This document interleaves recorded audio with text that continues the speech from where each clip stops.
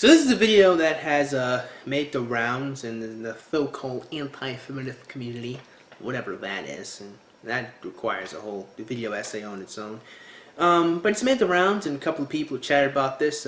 Two most notable people I certainly enjoy listening to is my buddy Scratchpoint. I'll definitely link his video down below, and Just a Card. I'm pretty sure you people would have already seen these videos by now, but I'm doing this video because someone requested it, someone asked, and I like taking requests. So I'm going to talk about dating preferences, but hopefully, you know, this won't be a repeat of me re-saying a lot of other things people have said in their video responses. Hopefully I can say something different, and this video shouldn't be too long because what I have to say are pretty simple stuff that a lot of people hopscotched over. So, yeah, I'm not going to go through the whole video because I don't really need to. I'm just going to go through parts. So, Justin... Okay, well, his name was Justin, now it's Riley, so take us away. Would you date someone who's trans? Would you date someone who's black? Would you date someone who's fat? Would you date someone who's disabled? Now, honestly, I don't know what your answer is to those questions, but I've met a surprising number of people who would say no to all, or at least some of them. Their argument is that it's just a preference, and that you can't control who you're attracted to. Now, I somewhat disagree with that, mostly because I think the human mind is a lot more malleable than people believe it to be, but that goes well beyond the scope of today's video. So staying on here, and this is pretty much the basic thread of the video. Are dating preferences a bad thing? Are they discriminatory? And I think, again, people miss something that's fundamental within the nature of a sexual relationship.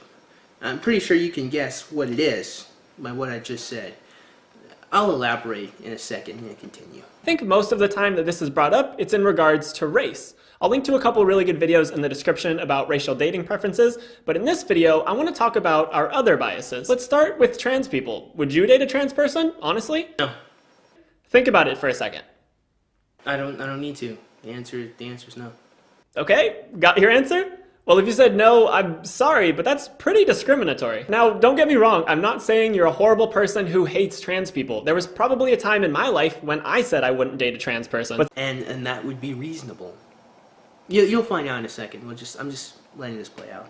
Since then, I've thought critically about it and changed my mind. I could sit here and show you photos of conventionally attractive trans people. There are definitely trans people who you would never know are trans unless they told you, because they pass for cis. And that might convince some of you. But I think arguing that you would only like a trans person if you didn't know they were trans is a poor argument. I think you could be attracted to any trans person, whether they pass or not. Now, that line from Justin tells me pretty much everything I need to know about his thought process and where he's going to take the rest of this video. And it also shows within him and a lot of people a fundamental misunderstanding of sexual relationships in its entirety.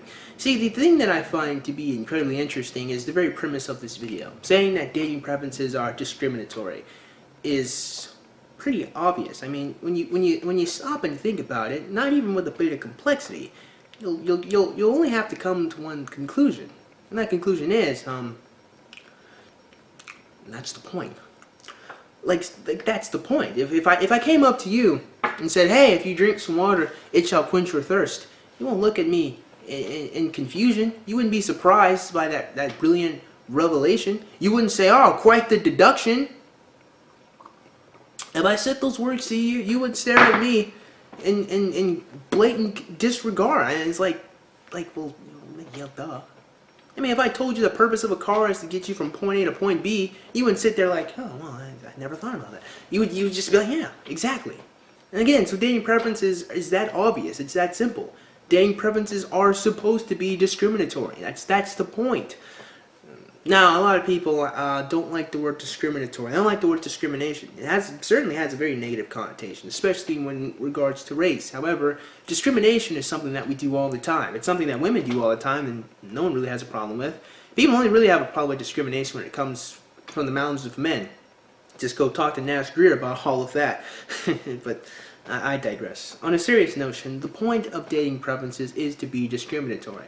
I mean, hell, we discriminate on a great degree of things when it comes to dating preferences. If we talk about women briefly for a second, I mean, there are a lot of women that only date men that make as much or more money than they do. That means men that make less money than they do they're shit out of luck. And again, no one is defending those men. No one has to come to the backs of poor men. Who cares? You know, whatever. It's only when people have an issue with women, and I guess here, trans people. But Again, that speaks to Justin's fundamental lack of an understanding when it comes to a sexual relationship, because the entire point of a sexual relationship is well to have sex. I don't really think, did that shock you? Were you surprised? See, when you have a transsexual or transgendered person, you understand that fundamentally sex cannot happen. And for those who are going to be pedantic, yes, I know, you can put your dick inside someone's mouth or someone's anus, but in terms of sex, within its function, as in to reproduce, that cannot be done.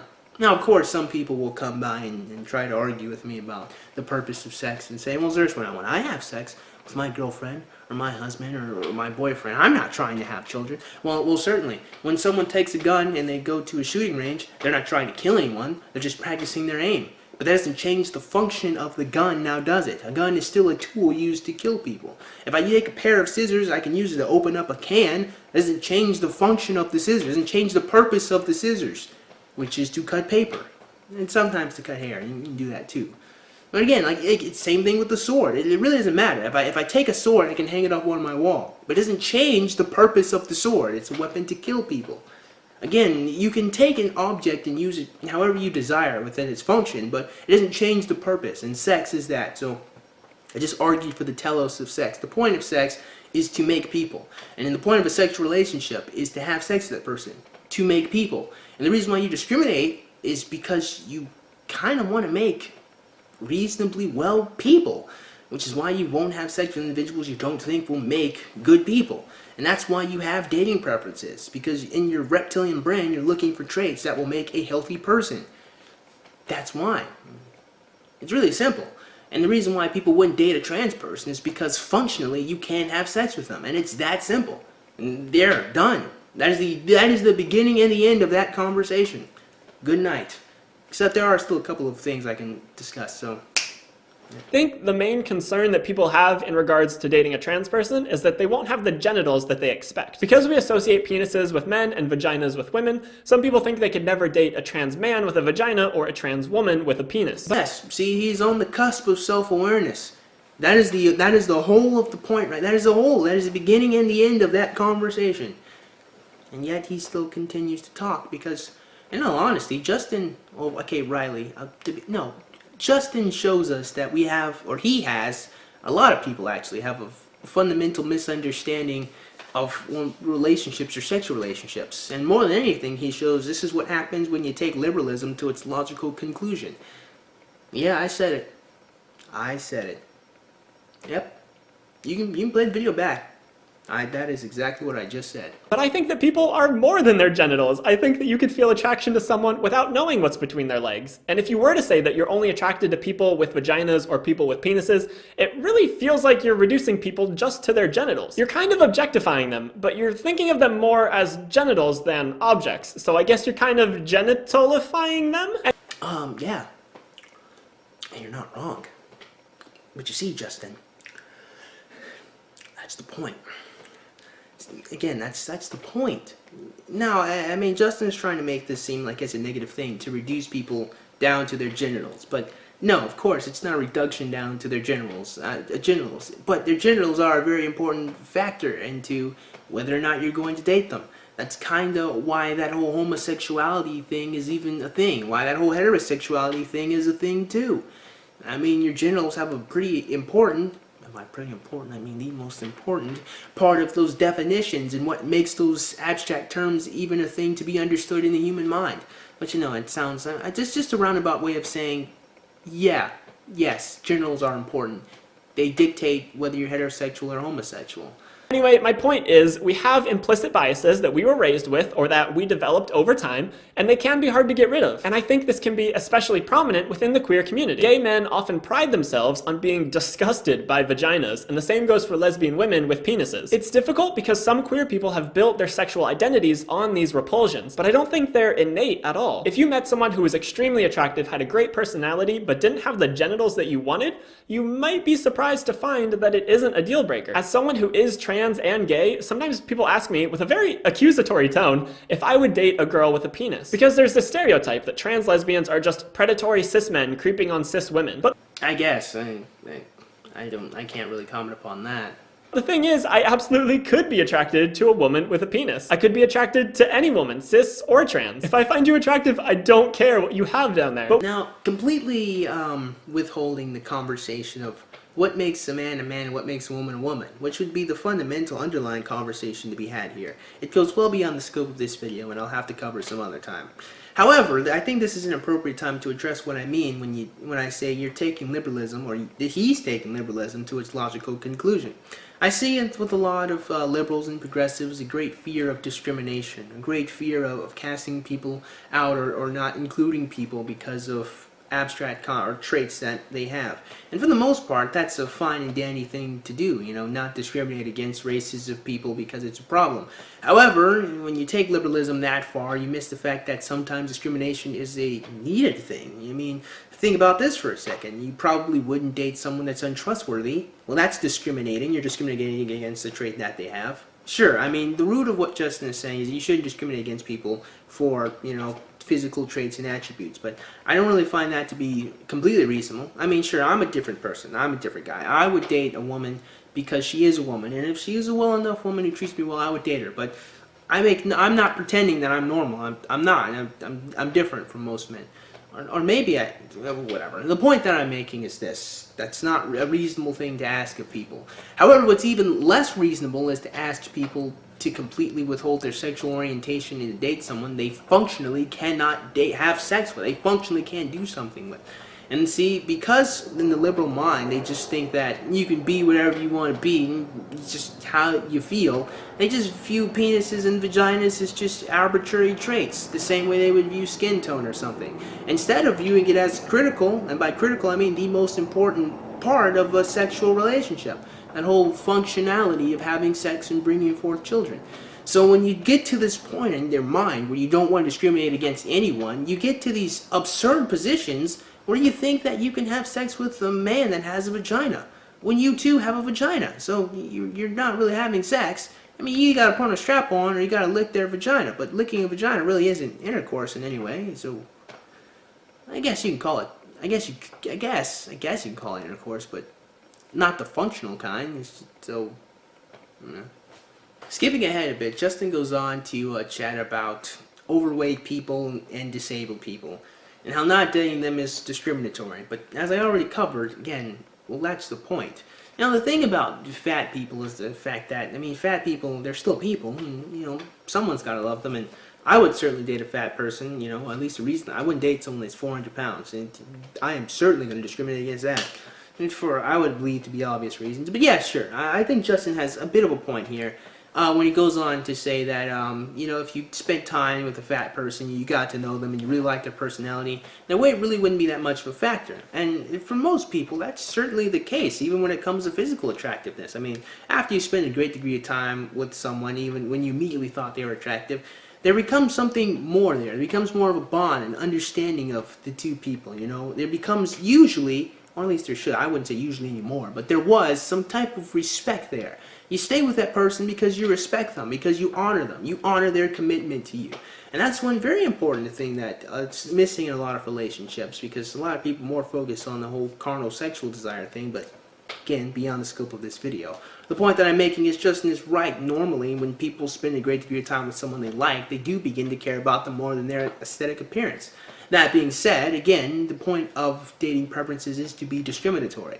And again, he goes on to say, well, it's not fair for you to discriminate against disabled people. And again, I would have to argue, well, no, I think it's totally fair. I mean, I think it sucks for the disabled person, certainly, but I mean, what are you going to do? You can't force someone to date you, so you just kind of have to accept it.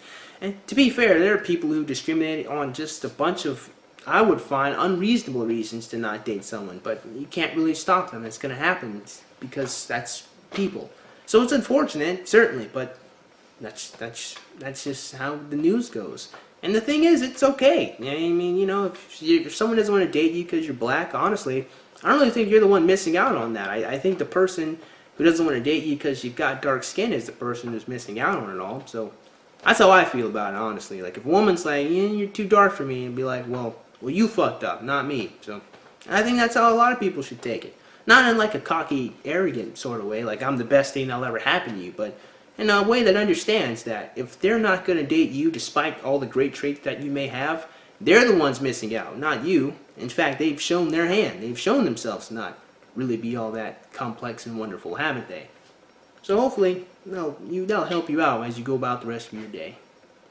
Wrap us up. Now, if you're not attracted to someone, you're not attracted to them. I'm not going to tell you that you have to be attracted to this fat person or that trans person or that disabled person. But the more you work at unlearning your own prejudices, the more you'll be able to see people from these groups as people rather than tired stereotypes. Unlearning our own biases doesn't happen overnight, and I don't have a step-by-step instruction guide for you. But I think if you can accept that these prejudices exist in all of us, even you can identify them when they come up and work to change how you think about them. It will most likely be a long, slow process, but I think it's worth it. Because these dating preferences are ultimately harmful to people who don't fit into your box of what a conventionally attractive person looks like. It makes people feel isolated, alone, and unwanted to hear that they're universally unattractive to people. I don't think there's anyone out there who somebody doesn't find attractive. We're sold this image of the conventionally attractive person, but in reality, all kinds of people around the world are constantly dating, having sex, finding people attractive, getting married. It's not only the conventionally attractive who find love or have sex. So now the end of the video tells me that Justin did not make this video to be authoritarian. I've seen a lot of people take that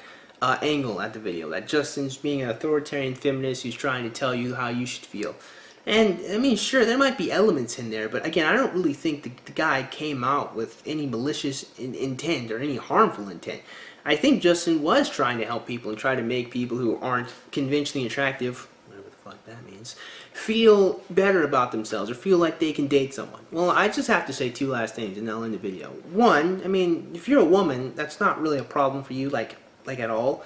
I mean, I've seen guys who go crazy over skinny women. I've seen guys who want to date super fat women. I mean, being a woman, the challenge for a woman is not, can I find a man that wants to have sex with me? The challenge of a woman is, do I want to have sex with that man? So any young lady, that's not an issue for them. I mean, it's an issue they make for themselves. Lots of women make this a problem for themselves, but they're the issue, not reality. Reality has shown consistently that men like women, so, yeah.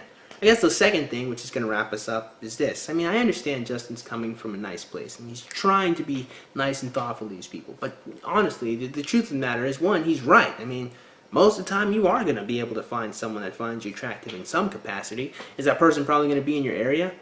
I don't fucking know, but usually it can be done, especially if you have a strong personality. Now, as for men trying to date women, you know, if you're stuck in the friend zone, no, that's just not going to happen for a multitude of reasons that, again, go beyond the scope of this video. But for the most part, it's hardly even a thing to really worry about. I think ultimately, if you feel like you're not attractive enough, then you got to learn how to compensate. You got to learn how to become better at what you do. You know, I mean, if you're funny, then use being funny. If you're fun to be around, be fun to be around. You know, being good looking is not the end all be all. Sure, being good looking does make life easier, but it's not the beginning and end of life. So Justin's right. You probably shouldn't worry about that. That said, though, should you be afraid or scared or sad that people discriminate against you? No, that's the point of dating preferences. The point is to discriminate against people. There's nothing wrong with that. That's the point. That's the function. That's how we become better, or that's how we should become better people and how we make good children. It's fine. It's okay. You're going to be all right if someone discriminates against you, if they don't want to date you. That's the point. And that's perfectly okay. So that being said, man, I certainly hope you guys enjoyed today's video. Hopefully you got something today, and if you did, man, go ahead and click the like button. Yeah, shoot, go ahead and click that subscribe button. Yeah, comment in the comment box below. And as always, you guys have yourselves a great day. I'll see you cool cats soon. Adios.